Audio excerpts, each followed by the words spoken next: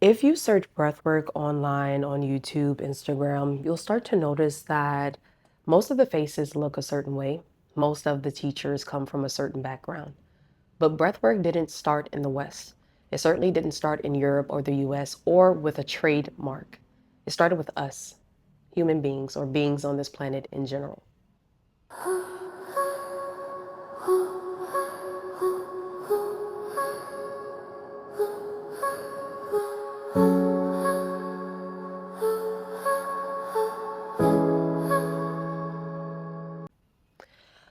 Before I go any further, let me say this. This video today isn't to create any more division in the world. This isn't to say who can or can't practice breath work. This isn't saying that any of the modern teachers are doing something wrong. But I am a guide, I am a student, and I am a breathwork facilitator, And I like to understand the full story of a lot of things that I learn, especially if I'm applying it in my life, if I can. And so I want everyone to understand that breath is universal and it belongs to every single one of us on this planet. It didn't start with just a single person. And I feel like the full history or the cultural aspects behind breathing techniques should be talked about a little more and addressed. So I wanted us to have an open conversation and to use this video as a way to open up more people into this space. So let's have a conversation as friends, no judgment, just kind of talking and addressing some things that you probably didn't know about breathwork. By the way, if you want to know what I'm drinking today, I'm at a lovely cafe here in Chiang Mai, Thailand. And the drink for the day is this apple pie tea that they serve here, which is very, very delicious. It has a apple flavor, obviously. They also use cinnamon, green tea leaves.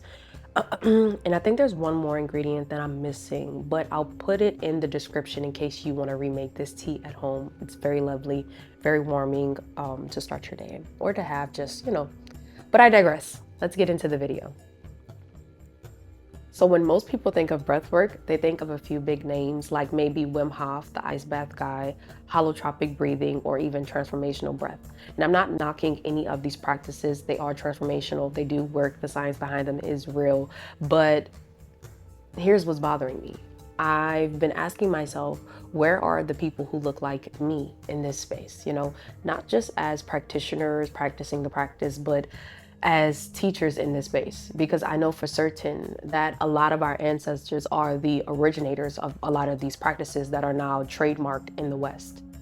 So I started asking like deeper questions, like maybe the cultural roots behind the practices that we practice, for breath work. So where did they come from?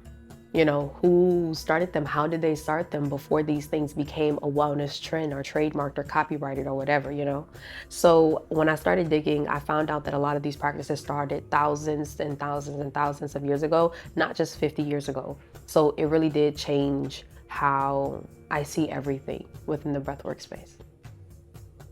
Let me take you way back to ancient Kemet, which is now known as Egypt or ancient Egypt to us. Let's start off talking about this symbol here, which you see me wear a lot. You've probably seen other people wear it as, other forms of jewelry or as tattoos, and it's called the Ankh. Okay, so in ancient Kemet, the Ankh literally represents the breath of life or life itself, but in this case, the breath of life, okay?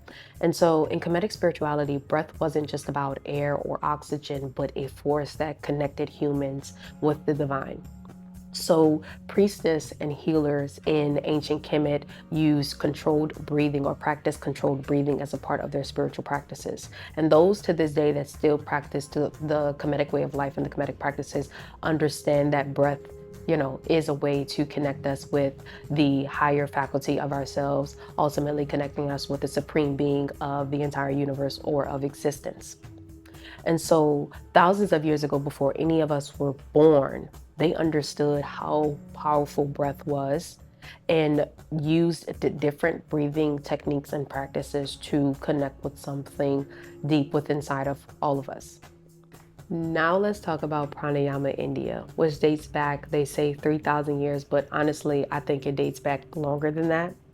But pranayama is basically life force, the breath of the creator of the balanced universe. But if we break down the word pranayama, then prana, life force, yama means control. And so in ancient India, they realized that pranayama was a way of expanding our consciousness. And the practitioners of today that still practice pranayama, including myself, it truly is a way of expanding your consciousness if you dedicate yourself to the practices. Is it easy? No, not in the beginning, but in a way, the more you practice, like with anything else, it becomes second nature to you, right? But with pranayama, it was a way of expanding your consciousness, not just a productivity hack or a way of reducing your stress. West African traditions, which may hit home for a lot of you, and is starting to be something that I'm also getting into as I'm learning a little bit more about maybe my direct cultural roots. And so in a lot of West African cultures, especially, let's start off with the Yoruba culture. So in Yoruba, there's this concept known as Ashe. And Ashe is the vital force or life force that flows through all living beings. Are you seeing the connection? All right. Okay, so this life force flows through all living things, and they use breath, rhythm, drumming, and movement combined together, not as separate practices, but to connect with that vital force. Okay. In a way, it's ingrained in a lot of us. Ancestrally, we naturally find the rhythm, find the beat within it. But in this sense, in breathwork sense, they use these things along with breathing to, again, connect with that life force, that energy, that supreme being that is inside of every living thing in existence. I hope I'm making sense a little bit, but let me know your thoughts in the comment section. Obviously, what you think. Let's have a conversation. Let's be open. Let's reflect and let's grow together, like always. But back to what I was saying. Healers across the African continent combined sound with community and intention. It was holistic before holistic became a trend, And so the Dogon people of Mali, the traditional healers in Ghana, the spiritual practitioners across the African continent in general understood that breath is life, that breath is medicine and it is powerful. And so this part is when things do get a little maybe sensitive to some people, but again, we remain open with an open heart and respectful and mindful. So when a lot of African people were forcibly brought to the West, these practices became other things, but they still remained in a way. So for example, maybe in voodoo or candomblé or santeria, the traditions behind breathwork still survived and our ancestors carried them on, even if they had to do it in secret, because obviously practicing some of these things, especially back then out in the open, posed a great risk for them. And it's still do to this day, because as someone who is from New Orleans, when it comes to voodoo, a lot of us from New Orleans are pretty skeptical about it or scared of it. And I understand why. But when you deepen your spiritual practices, you start to have an appreciation for duality and understand that there is and always will be a light and a dark side to things. And you just have to be intentional and mindful about who you're learning what from and why you want to learn it in the first place, and maybe what you're going to do with the information that you learn. Some things may not be for you, and that's perfectly fine. You have something within your spirit that naturally tells you, if you listen and grow your intuition, naturally tells you what feels right for you and what doesn't, and that's okay. That's what makes us different in this plane of existence, which also makes life beautiful. But I say this to say that don't be afraid to learn more about your background, your ancestral traditions and culture, and maybe how they did things. That's not saying you have to become them, but maybe there's something there that you can learn from them. So despite you hearing voodoo, you probably want to run the opposite direction. And I'm saying this from personal experience because I know I do, but maybe one day we can dive deeper into the practice to understand it, not to maybe practice it ourselves, but maybe to understand the lighter aspects of it and maybe what to look out for, because you can't always walk in the light and not understand the dark, if that makes sense. You have to understand maybe, the darker aspects to certain things so you know what not to do, right? I say all this to say that a lot of our ancestors, maybe your ancestor, despite them having to migrate to another part of the world, they didn't let the practices and the traditions completely die out. They simply adapted and persisted, and that is admirable to me. Native American traditions, the Aboriginal Australian practices, and even in Polynesian cultures, wherever humans have existed on this plane, we have came to the ultimate conclusion that breath is powerful, and we've just adapted it in our own different way throughout our own different cultures, ways to include it uniquely, right? And so none of these practices were called breath work. They didn't have a certification program. They didn't need a trademark. They just practiced. They used it to heal, to live, and to foster connection with each other and with something that's bigger than all of us, but that resides within all of us. So when I see breathwork being presented as something that was discovered in the 1970s, I feel called to help people understand or see the full picture, or at least start to want to get curious about maybe the full picture of things, and understand that modern breathwork isn't wrong. It's not wrong, but it doesn't always share the complete story of things. And I think when we know where something originated from, maybe even how it originated, I think it may resonate with us more. It fosters a deeper appreciation and respect for the practice itself. Okay, so here's the real talk. You may be asking yourself, why do you even care so much? But part of it is curiosity, but the other part of it is I like to understand maybe the why and the origin behind things, not just the how. And there's also a deeper reason too. I want to see more people that look like me in this space, more people like me that's not just practicing breath work, but actually teaching it, leading it, and owning it. Because think about it this way, many of the breathwork practices that are taught today around the world come from the lineages, our lineages. They created these practices. Our ancestors understood that breathwork or breath is power. And to see it kind of like, I wouldn't say dying out, but it isn't practiced as much by a lot of us whose ancestors created these practices, I want to see us here.